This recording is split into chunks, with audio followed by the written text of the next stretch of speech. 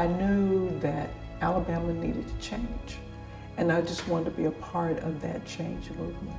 She was clearly fearless, and I was really impressed with her fearlessness. And the fact that she would bring up uncomfortable topics too, that I kind of thought that was sort of racy. I enjoyed that. GiGi, as said, Merceria, I think you ought to apply for this Kellogg Fellowship. And I was like, after she kept asking me, I finally looked at the application. I said, oh no, this is not me. They're looking for something different. I don't bring anything to this conversation at all. So she just kept on. You need to do, well, at least fill out the application. And then I completed the application. And by the time I completed the application, I was hooked and wanted to do it, because the application is not your typical application. It required me to really dig deep about what I cared about and why I cared about it, what in my life where did this stem from? And it was just the exploration of the application itself said, you know, it just spoke to me. So anyway, I did it. And what I always remember because I ended up being selected, and GiGi, I was like, if she had not seen something in me that I couldn't see, had not pushed me and pushed me and pushed me, I never would have done it. And it is probably one of the most valuable experiences, just in terms of my personal development, that I've ever had. But I would not have done it if she hadn't been in there pushing.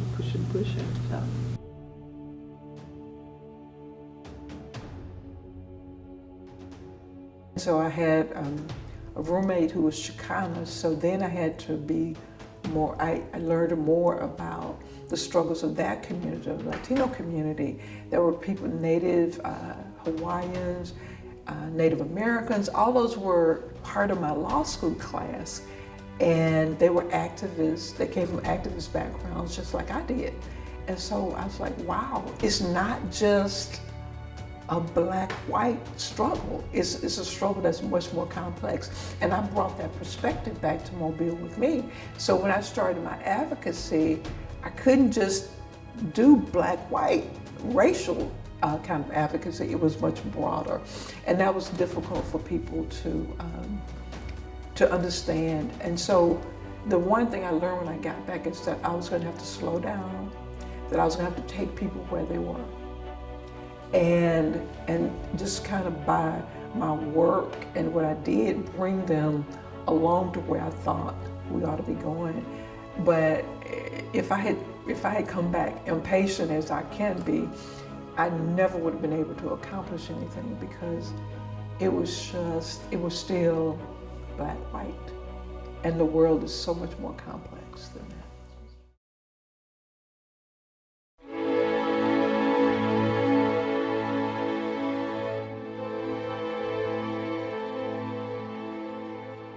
So we were on the bus. We both had left. Her name was Tony, and we caught the bus together because we knew each other. She was I guess she was my first white friend. And we started, we got to Grove Hill. And we got to Grove Hill and the bus stopped to take on more passengers. So Tony and I went in and sat down at the counter, and they brought Tony water and a menu. So we were just talking, we were all excited about talking about what we were gonna do, because we were going to Alabama for our orientation that summer. So she came to take Tony's order, and Tony said, oh, she's gonna eat too.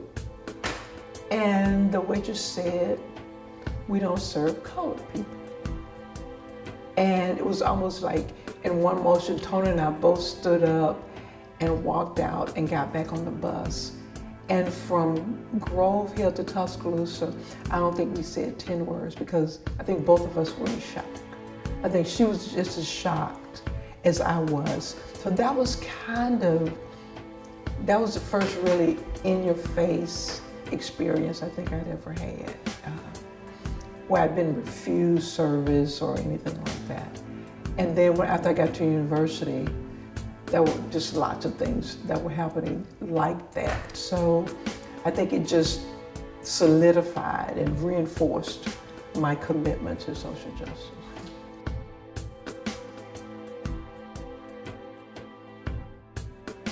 I was a member of Moby United maybe 3 or 4 years before I applied for the job. So I worked on a lot of the committees, and that's where I really met Merceria, was at Moby United. Merceria and I worked on sort of peripherally together on Mobile in black and white and the conversations around the community about race and neighborhoods and those kinds of issues. They were always fun. It was easy to look forward to a meeting if I knew Merceria was going to be there, and it wouldn't be boring.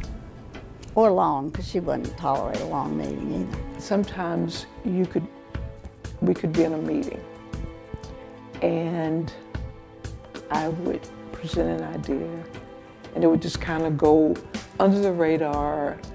It would appear as if it wasn't a good idea. There was a reason why. And then it would surface later, something that had been my idea. But at the moment that I posited it, it wasn't latched on to. And I came to understand that there were certain ideas, certain things that I wanted to accomplish, I had to put in somebody else's mouth. I would say, this is what I think we need to do, but you need to say it. Because if I say it, it's gonna just kind of just go by the wayside. It won't be embraced like we needed to be embraced. And so I did that. When I started practicing law, I practiced in a lot of the smaller counties because at that time there was really just, there were less than 10 black lawyers in Mobile. And so they would come from Washington County, Clark County, Baldwin County, Escambia, Monroe. They would come to Mobile for a lawyer. So I would go into all those small counties, and I remember going to some of those counties and I'd go and sit where the lawyers were sitting, and I'd have a bailiff or a sheriff's deputy come in to tell me that defendants couldn't sit there, that was only for the lawyers. So it was just really things like that were, some places I went, it was clear that seeing a black lawyer was a novelty. But you just go and you do the best work you can, you zealously represent your client. Because I didn't ever want them to be able to correctly assume that because my client had a black lawyer that somehow I was less competent. I think the trouble is having to deal with me as an equal, as a peer, as opposed to be, some kind of patronizing relationship. They're far more comfortable in that setting where they need to tell me, pat me on the head, need to tell me what to do or how something ought to be done. And I've sat and listened to people tell me how to do stuff that they really didn't need to do that. But I just sit and listen. But that's, and that persists even now. That persists even today.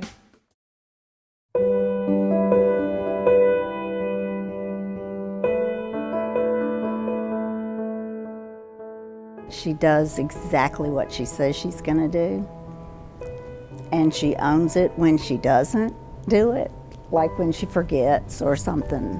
She's very genuine. So for me, my friend is my friend, and they may just happen to be white or not, but my friend is my friend.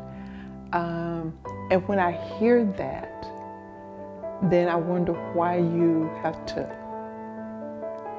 you have to name it that? This is the human race, that we're all in this together, that it's not perfect, but that we're willing to continue to work together, we can do it. And so, if I believe that most people are well-intentioned, it's really hard to